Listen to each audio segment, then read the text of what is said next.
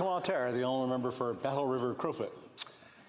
Thank you very much, Mr. Speaker, and such an important issue that is being debated into the late hours of this evening.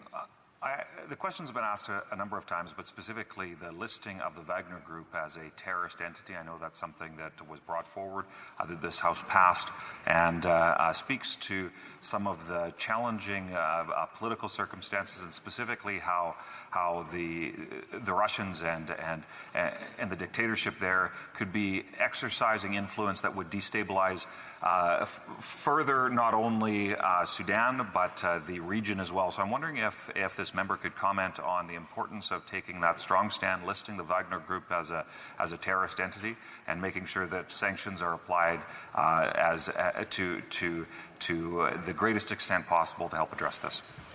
For Vancouver East. Thank you very much, Mr. Speaker. Absolutely. In terms of listing the Wagner Group as a terrorist entity, that was something that my colleague had moved a motion on in the House, and that's something that we should all be moving forward on.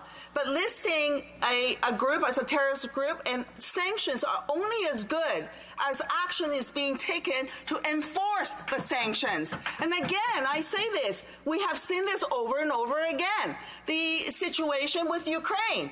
And we saw sanctions being put in place on the perpetrators in Russia. But however, they are not being enforced. And the government is not taking the full action that's necessary to wield the power of those sanctions.